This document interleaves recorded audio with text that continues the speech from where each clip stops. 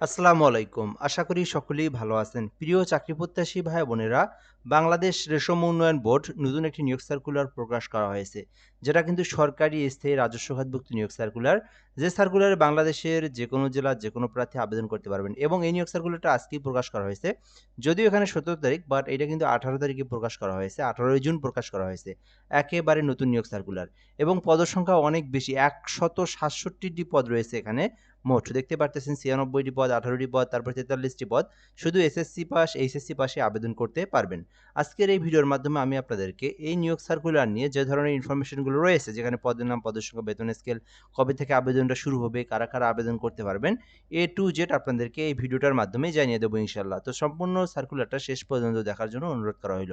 সার্কুলারটা শুরু করার আগে আপনাদেরকে একটা বিষয় বলে রাখি যেটা খুবই গুরুত্বপূর্ণ। সেটা হচ্ছে আপনি যদি আমাদের এই ভিডিওটা ফেসবুক থেকে দেখে থাকেন, আমাদের ফেসবুক পেজের নাম জব প্লাস বিডি। এখান থেকে যদি দেখে থাকেন পেজটি ফলো দিয়ে রাখবেন। আর যারা ইউটিউব থেকে দেখতেছেন এম আর রাইহান হাসান, এটা আমাদের ইউটিউব চ্যানেলের নাম, সাবস্ক্রাইব করে রাখবেন। এই একটা ফেসবুক পেজ এবং এই একটা ইউটিউবে যদি আপনি সাবস্ক্রাইব এবং ফলো দিয়ে রাখেন, তাহলে বাংলাদেশের যত নিয়োগ সার্কুলার রয়েছে সেটা প্রকাশ হওয়া মাত্রই সবার আগে সহজেই আপনি আপনার পপ আপে পেয়ে যাবেন। ঠিক আছে? অবশ্যই আপনারা এইখানে সাবস্ক্রাইব, এখানে ফলো দিয়ে রাখবেন। আচ্ছা, এখান থেকে আমরা দেখব। প্রথমে বলা হয়েছে এখানে বস্ত্র ও পাট অধিদপ্তরের সার্কের প্রেক্ষিতে বলা হয়েছে যে এখানে ১৫, ১৬ এবং ২০তম গ্রেডে বিভিন্ন পদে নিয়োগ দেওয়া হয়েছে এবং বলা হয়েছে যে সরাসরি জনবল নিয়োগের জন্য নিয়োগ দেওয়া হবে। আর এটা কিন্তু সরকারি রাজস্ব খাতভুক্ত একটি নিয়োগ সার্কুলার। বলা হয়েছে বাংলাদেশের প্রকৃত যেকোনো নাগরিক আবেদন করতে পারবেন। মানে বাংলাদেশের ৬৪ জেলার যেকোনো প্রার্থী, ছেলে মেয়ে উভয় প্রার্থীরাই কিন্তু আবেদন করতে পারবেন। শেষ আরেকটা বিষয় বলে দেওয়া হয়েছে যে এখানে অনলাইনের মাধ্যমে আবেদন করতে হবে। যে অনলাইনের মধ্যে লিঙ্ক দেওয়া রয়েছে, এই লিঙ্কের মধ্যে প্রবেশ করে আবেদনটি করতে হবে। তো এই বিশাল বড় নিয়োগ সার্কুলারটাতে যে জেলার যেকোনো প্রার্থী কিন্তু আবেদন করতে পারবেন। আশা করি আপনারা এই বিষয়গুলো সম্পর্কে অবগত হয়েছেন বা বুঝতে পেরেছেন। প্রথমত পদের নাম সহকারী হিসাবরক্ষক। ৫ টি পদ রয়েছে। শিক্ষাগত যোগ্যতা চাওয়া হয়েছে যে, যেকোনো স্বীকৃত বিশ্ববিদ্যালয় থেকে ব্যবসা শাখায় যারা অনার্স পাস করেছেন অথবা ডিগ্রি পাস করেছেন। অর্থাৎ অনার্স পাস অথবা ডিগ্রি পাস, তাহলে আপনি হিসাব সহকারী পদে আবেদন করতে পারবেন। হিসাবরক্ষক পদে আবেদন করতে পারবেন। এটা কিন্তু ব্যবসা শাখা থেকে থাকতে হবে। আমি আবারও বলি, বিজনেস স্টাডিজ শাখা থেকে যারা অনার্স ডিগ্রি করেছেন আবেদন করতে পারবেন। টেকনিক্যাল সুপারভাইজার নামে একটি পদ রয়েছে, যেটা কিন্তু সবথেকে বড় পদ এখানকার মধ্যে। টেকনিক্যাল সুপারভাইজার, এটা পদের নাম। ১৫ গ্রেডে নিয়োগ দেওয়া হয়েছে। শিক্ষাগত যোগ্যতা বলা হয়েছে কোনো স্বীকৃত বিশ্ববিদ্যালয় হইতে উদ্ভিদবিদ্যা বা প্রাণীবিদ্যা বিষয়ে স্নাতক অথবা ডিগ্রি। অর্থাৎ যারা অনার্স পাস করেছেন অথবা যারা ডিগ্রি পাস করেছেন তারা কিন্তু আবেদন করতে পারবেন টেকনিক্যাল সুপারভাইজার পদে।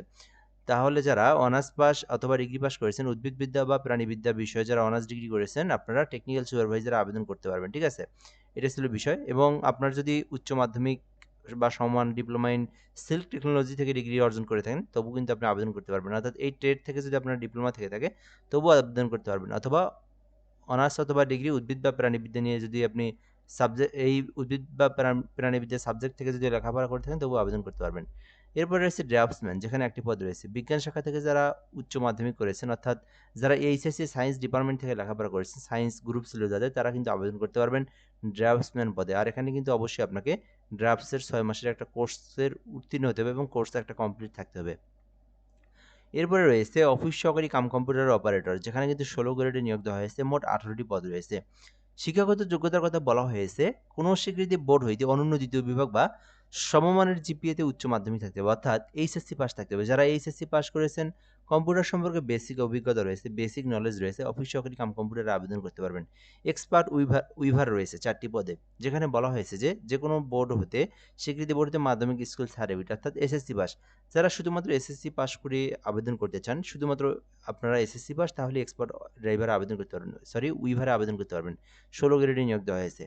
এর পরের পদটা কিন্তু অনেক বড়, যেখানে কিন্তু ৪৩টি পদ রয়েছে। অফিস সহায়ক, বেতন স্কেল আপনার ২০, আ বে বে মানে আপনার গ্রেড আরকি, বেতন স্কেলের গ্রেড ২০। বেতন স্কেল কিন্তু ৮,২০০ থেকে ২০,০০০ টাকা। পে স্কেলের বেতন কিন্তু দ্বিগুণ হয়েছে। এটা কিন্তু আপনার আ অলরেডি কিন্তু কার্যকর হয়ে গেছে। সামনের মাস থেকে কার্যকর হবে।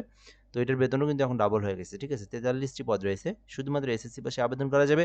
কোনো ধরনের এক্সপেরিয়েন্সের প্রয়োজন নেই, কোনো অভিজ্ঞতার প্রয়োজন নেই। শুধুমাত্র এসএসসি পাস করে আপনারা অফিস সহকারে আবেদন করতে পারবেন।